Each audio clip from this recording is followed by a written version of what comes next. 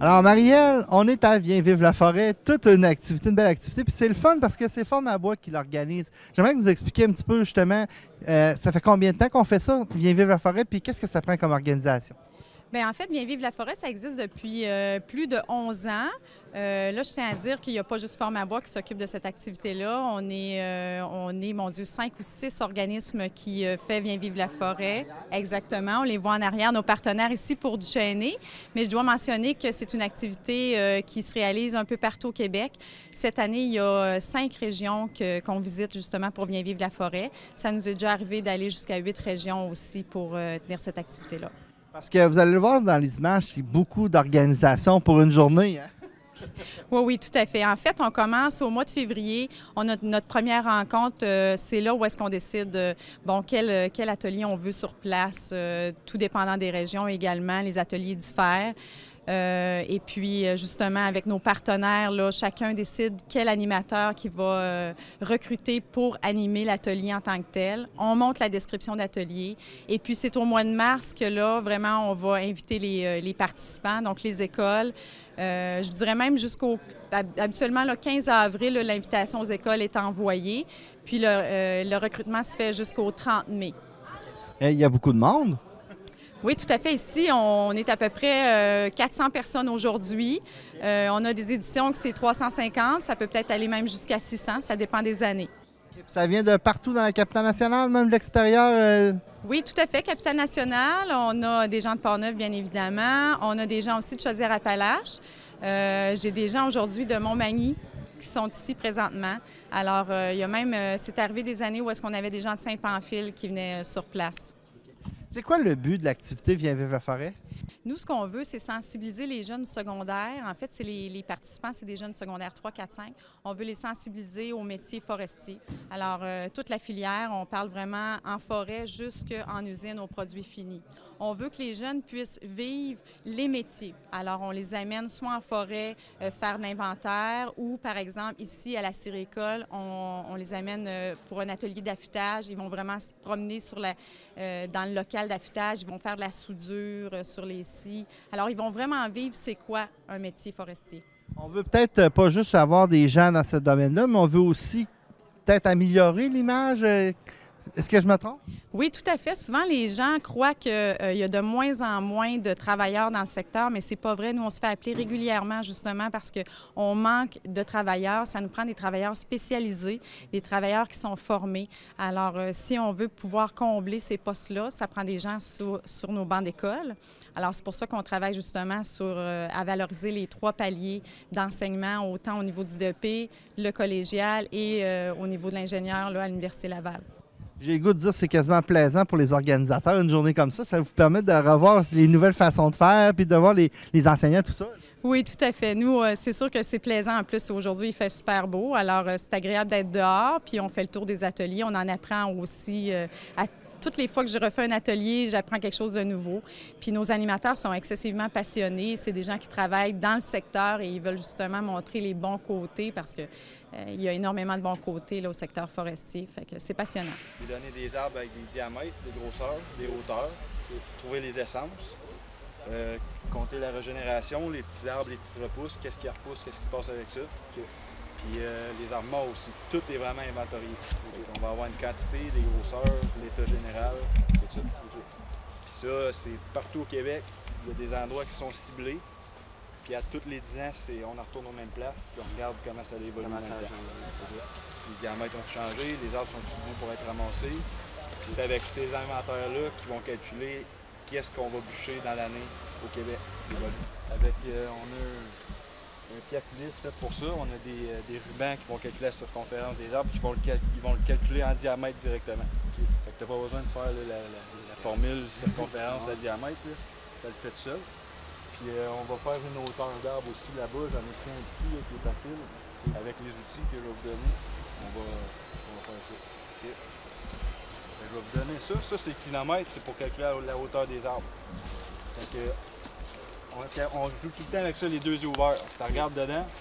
Fait que tu as un œil, tu vois des chiffres dedans, puis il y a une ligne. Puis l'autre œil, tu vas regarder la tête de l'arbre, la plus haute branche possible. Fait qu'on va venir ici.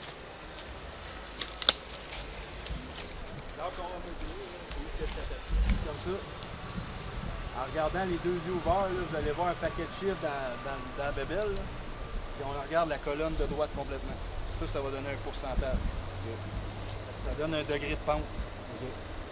On va regarder la branche la plus haute. Elle n'est pas facile à voir parce que l'arbre est presque mort. Là. On voit des petites tiges de rien en haut complètement. Fait qu'on va se mettre en haut complètement de ça. Puis après ça, on va retenir le chiffre que ça nous donne. Puis on va descendre en bas au sol, où l'arbre commence. Il y en a un qui peut le faire, moi j'en ai un autre. Puis on va comparer qu'est-ce qu'on voit, si on voit la même affaire, si ça te On va envoyer notre... Ouais. Puis on met la corde par en bas. Ouais, c'est ça. Tu peux commencer avec un œil fermé, ton œil fort. Mettons l'œil que tu viserais à la carabine, exemple. Là. Tu vois le paquet de chiffres qu'il y a dedans, puis ça se promène quand tu bouges. Là. Okay. Là, dans la colonne de droite, ça va être le chiffre qui nous intéresse. C'est pas évident au début. Là. Ça te donne quoi dans quel point? À droite complètement? Ouais.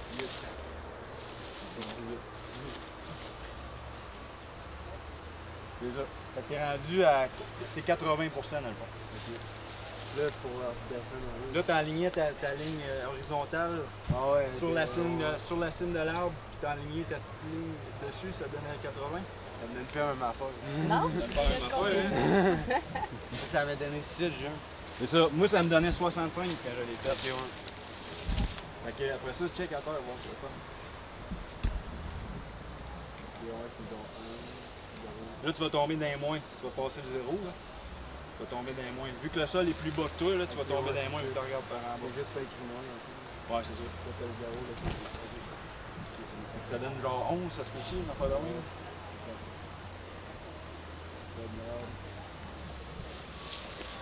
C'est moins 1. Moins 1, ça serait moins 10. Moi, ça me donnait moins 11. J'avais 65 en haut, 65%. J'avais moins 11 en bas. Là, ben, c'est une formule, c'est de même, ça marche. Un moins, on fait un plus. Okay. Fait qu'on fait 65% plus 11. Puis on fait, ça va avoir rapport avec la distance aussi. Okay. Fait que le pourcentage que ça nous donne, 65 plus 11, c'est 76% de, on est à 15 mètres. Okay. Ça donne 11,4 mètres. Si on montait d'une échelle et on mesurait avec un tape à mesurer, là, ça donnerait 11,4 mètres pile. C'est dans mes Fait que là, lui, il est facile, on le voit, il est tout nu, là, il a trouvé là, on voit bien la branche. Mais si je te dirais, prends la hauteur de lui qu'il y a là. Il faut se promener dans le bois, il faut tout le temps avoir notre galon mesuré, il faut trouver une trouée et être capable de voir vraiment la cime de l'arbre. Ça va être tout le temps sur 15 mètres? Non. C'est juste que ça prend une distance raisonnable parce que si tu es trop proche, tu vas monter et ça va te topper. À un moment donné, tu vas dépasser 100%. C'est juste pour ça. Fait que c'est moins précis et ça ne marchera pas. C'est good. Fait que ça, c'est une des jobs que le gars d'inventaire va faire. Parce qu'au 10 ans, l'arbre va avoir poussé et on veut voir comment ça évolue. Fait que ça, c'est une des choses qu'on va faire. C'est pas extrêmement plaisant. C'est compliqué, puis c'est vraiment faut que ça soit précis parce qu'on est vérifié. Il y a des gars du ministère après ça qui passent. Si c'est pas fait, les autres ils checkent ça. Les autres ils recheckent ça. Si c'est pas bon, ton boss, il faut qu'il t'en renvoie. Puis là, ton boss n'est pas payé. Puis en foresterie, c'est une job, c'est tous des jobs qui sont dynamiques. Tu es vraiment au rendement, il faut que ça bouge. Fait que c'est un aspect qu'il y en a qui aiment moins. Mais pour un gars qui aime ça, puis qui aime ça jouer dans le bois, qui aime ça bouger un peu. Là. Puis là, ici, on n'est pas en forêt. Là. On est entre deux chemins. Puis les gars qui font de l'inventaire, souvent, tu te promènes en hélicoptère. Des fois, ils vont faire des bouts en chaloupe parce qu'il n'y a pas de chemin qui se rend.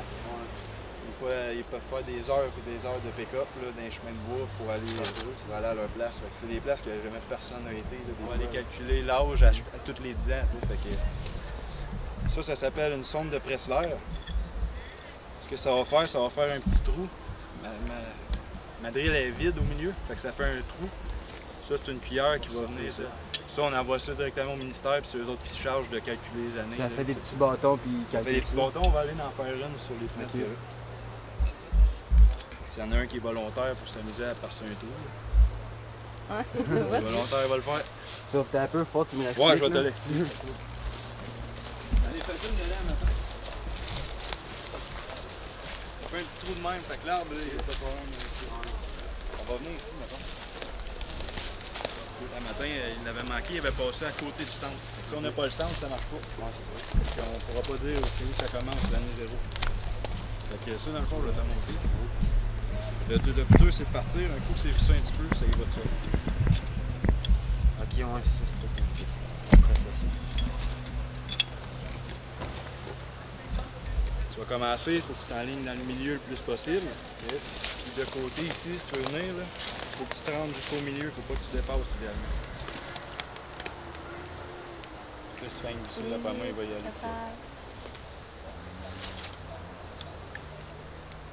Dessus. Ça, c'est sûr que c'est une affaire que si, mettons, ça fait 4 fois que tu l'essayes dedans, Ça marche pas. t'arrêtes. Parce que là, à force de percer des trous dans l'arbre, il n'aimera pas ça. C'est sûr. Parce que veut pas, ça fait une porte d'entrée pour les maladies dans l'arbre. Ok. C'est comme. Bon, pour moi, là, il va y aller. Fait que ça, savez-vous, c'est quelle essence? Non. Quelle sorte d'arbre? On voit des épines, fait que c'est un résineux. Ouais, mais là. C'est sûr qu'ils sont hautes un peu, là. Non, c'est un sapin. Ça, c'est un épinette. C'est un épinette. Ouais. Quelle épinette? Ça, c'est une épinette rouge. Hey, je suis pas capable. On est à starter. Fin ici, puis là, c'est une épinette rouge parce que les écailles, ils ont des petits boutons dessus. Puis en dessous, c'est rose saumon. C'est un truc qu'ils nous donne. La différence entre un sapin et une épinette à l'écorce, au début, c'était pas évident. Le petit qu'il y a là à côté, c'est un sapin. Il y a beaucoup plus de sapins ici que l'épinette. Mais c'est quoi, mettons, les sapins, ils ont des épines juste d'un bord, juste des côtés, puis l'épinette tout le tour? L'épinette, elle va rouler l'épine dans notre main. Puis le sapin, elle ne roulera pas, elle est vraiment plus plate. Mais c'est vrai un peu ce que vous dites, là, que comme en arrière de vous, il y en a un qu'on voit bien, c'est juste fait sur le large, un sapin. Ouais, c'est ça. L'épinette, souvent, il y en a tout le tour, mais pas tout le temps. Là. Quand ils sont vieilles comme elle va pas nécessairement en avoir. C'est carré dans le jeu. Ouais, tu dois être bien proche. Rentre là encore de. Mettons, ouais. OK. Fait que là, on va mettre la cuillère dans le fond. Rentre là tranquillement. À un moment donné, tu vas sentir une résistance. Juste là, bien égal. Là, avec ta main ici, comme ça, tu vas faire un tour complet en vissant, mettons. En vissant? Ouais. On la gun un peu. Ok, Donc là, ce que ça fait, c'est que ça vient de casser ton tube. Là. Ok. Là, si ça a marché, retire-la tranquillement. Tu devrais avoir ta carotte dedans. Ok. Le cœur, d'après moi, il est resté là où on n'a peut-être pas été assez loin. Là. Ouais. Mais on voit que c'est quand même pas évident là, pour compter les âges. Là. Ouais, c'est ça. Là. Tu sais, si on voit là, que c'est. Comme C'est- ici, on c'est les tout voit ça? plus beaucoup. Ouais. Mais on voit les années qu'il y a eu. Ah, elle doit avoir pas loin de 60 ans peut-être, là, total. Ah ouais. Là. 50 peut-être. Et on voit là, les années Ah oui, qu'elle c'est a terminé, faut poussé, y aller? qu'elle a poussé plus que d'autres.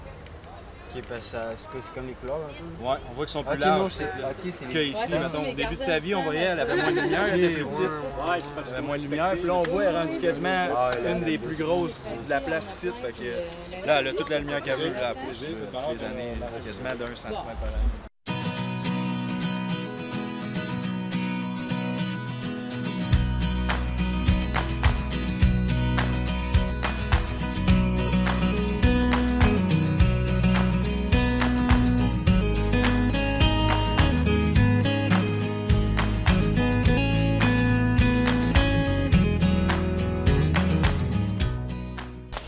J'ai jamais eu personne dans ma famille qui a travaillé dans le milieu forestier ou rien. Là. Moi, j'ai fait mes études au Mont-Saint-Sacrement, dans le quartier.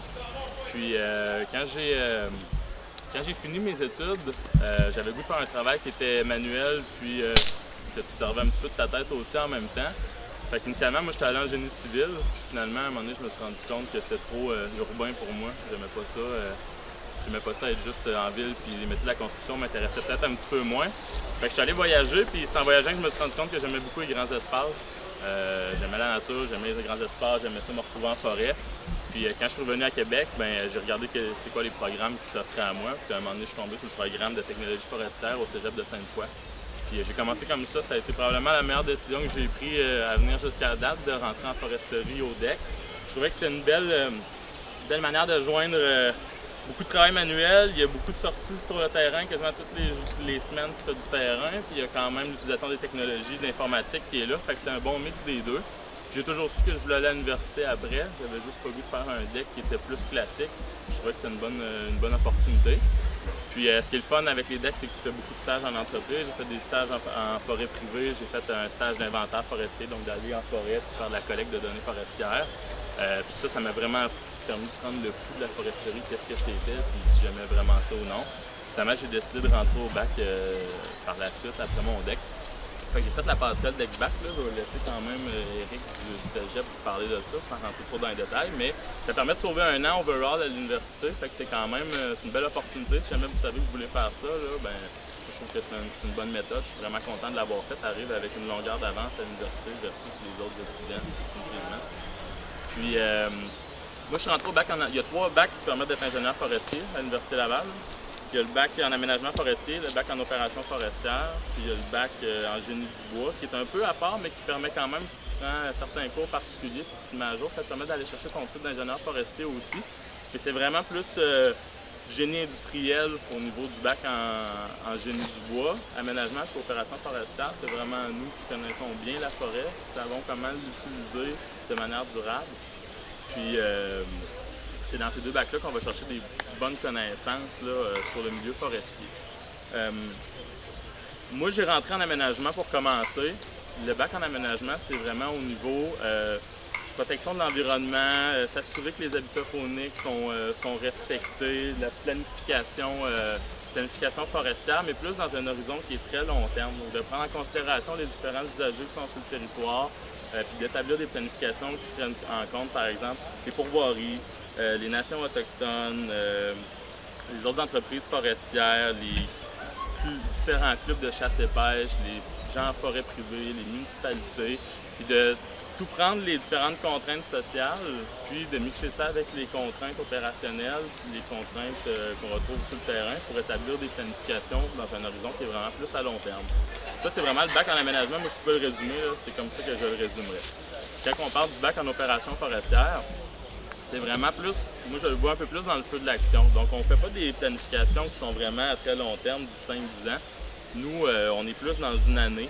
Puis c'est comment est-ce qu'on est capable de s'organiser pour approvisionner les usines en matière ligneuse qui transforment du bois, de manière à respecter les contraintes qui sont faites par les gens d'aménagement, puis aussi de manière à s'assurer que personne manque de bois à l'usine, mais aussi tout ce qui est au niveau des entrepreneurs, que ce soit des entrepreneurs qui font de la récolte forestière, des entrepreneurs en transport, en construction de chemin.